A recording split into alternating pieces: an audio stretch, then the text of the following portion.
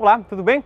Já que no dia 21 de março foi escolhido como o Dia Internacional contra a Discriminação Racial, decidimos fazer um bate-papo aqui com os alunos e servidores do IFRO e temos também uma convidada, a professora psicóloga Helena Góes. Primeiro, deixa eu agradecer a disponibilidade de todos vocês por estar aqui com a gente. Professora, obrigado por ter aceito o convite também. Mas antes de começar, eu fiquei muito curioso com a história de por que o dia 21 de março foi escolhido. Eu queria só mostrar para vocês um pouquinho. Olha, no dia 21 de março de 1960, na cidade de Joanesburgo, capital da África do Sul, 20 mil negros protestavam contra a lei do passe, que os obrigava a aportar cartões de identificação, especificando os locais por onde eles podiam circular. No bairro de Shepherdville, os manifestantes se depararam com tropas do exército. Mesmo sendo uma manifestação pacífica, o exército atirou sobre a multidão, matando 60 pessoas e ferindo 186. E essa ação ficou conhecida como Massacre de Shepherdville. E em memória a essa tragédia, a Organização das Nações Unidas instituiu o dia 21 de março como o Dia Internacional de Luta pela Eliminação da Discriminação Racial.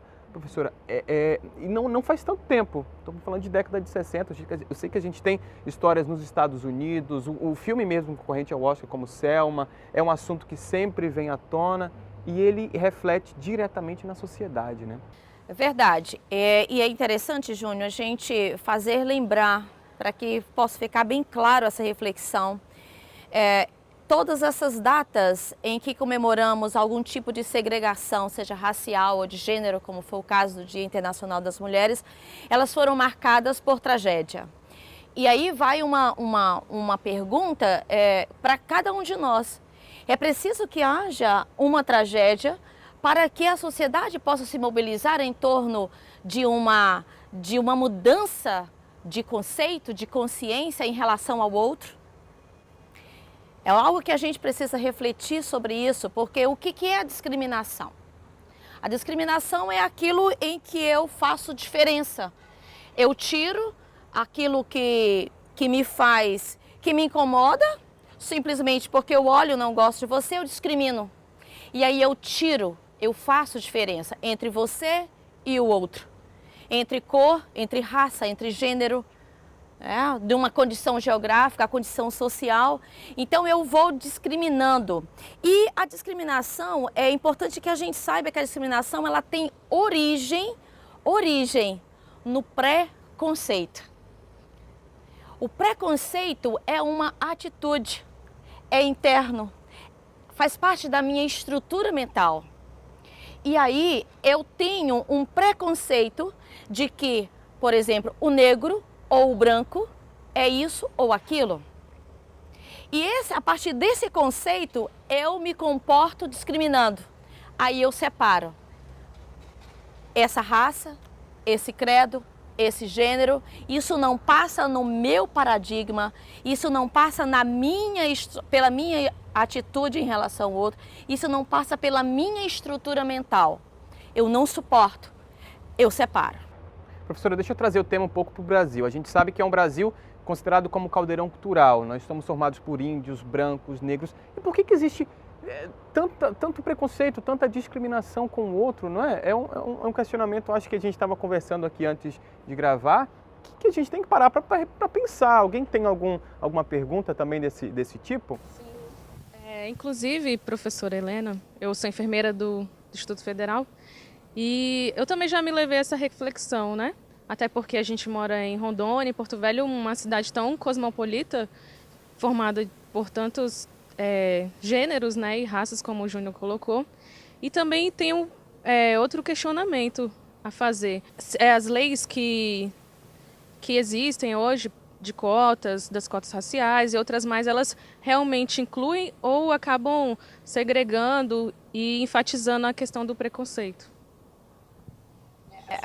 Bom questionamento. E eu vou eu vou dizer a minha opinião pessoal. A maneira como a gente encara um problema pode sim se tornar um problema. O que isso quer dizer numa perspectiva administrativa, né? Numa perspectiva até mesmo filosófica também. O paradigma é o nosso ponto de referência. Quando eu estabeleço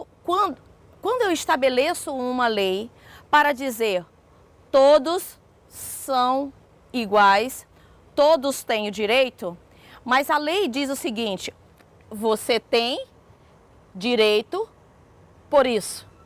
Você tem direito porque você é negro. Você tem direito porque você é pobre. Você tem direito porque você é mulher. Você tem direito porque você é homem. E aí eu enfatizo a discriminação. Por isso que eu comecei dizendo, a maneira como a gente encara o problema pode se tornar o problema. Esse é um problema para mim. De repente, para os nossos governantes, para aqueles que fazem a legislação no nosso país, de repente esse não é um problema. Então, cabe a cada um de nós nos colocarmos, eu estou aceitando, você que é enfermeira, eu estou atendendo esse ser humano, esse indivíduo, com tudo aquilo que ele tem direito, por quê? Eu não estou olhando a sua cor, eu não estou olhando o seu gênero, eu estou olhando para a sua necessidade, eu estou olhando para esse ser humano. E eu, enquanto profissional, eu, enquanto professora, eu, enquanto legislador, eu olho para o indivíduo na sua perspectiva, no seu direito de ser e de ter acesso a todos os tipos de serviço e informação. Eu também penso que é uma faca de dois gumes essa questão das cotas, né? De um lado, a gente pega um histórico do Brasil, onde negros não tiveram oportunidades, onde as mulheres estão conquistando seu espaço, eu digo até mundial, e você mostra uma outra possibilidade. Pessoas que não podiam pagar escolas, hoje podem pagar, não podiam pagar a faculdade, hoje tem o curso superior. Então, a gente tem um lado positivo e a gente realmente cai numa questão, mas por quê? Né? Eu acho que o porquê é uma perguntinha que a gente tem que se manter ali com ela, né? Mas tem também uma coisa interessante que eu queria mostrar, que a discriminação, na verdade, também está prevista na Declaração das Nações Unidas, né? E tem um artigo que fala um pouquinho sobre isso. Eu queria que alguém pudesse ler para a gente, participar isso com todos. Pode ser aqui. Eu me chamo Marinete e sou aluna do 5º período de Gestão Pública.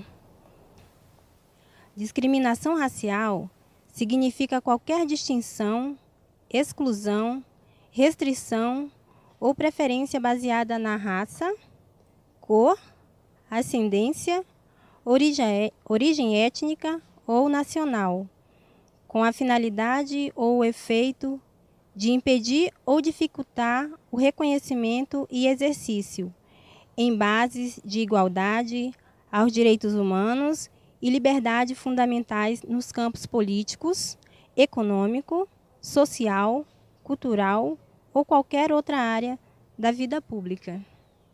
Certo. Obrigado, professora. Ele é abrangente, mas a gente tem um tópico dentro da Constituição também, né?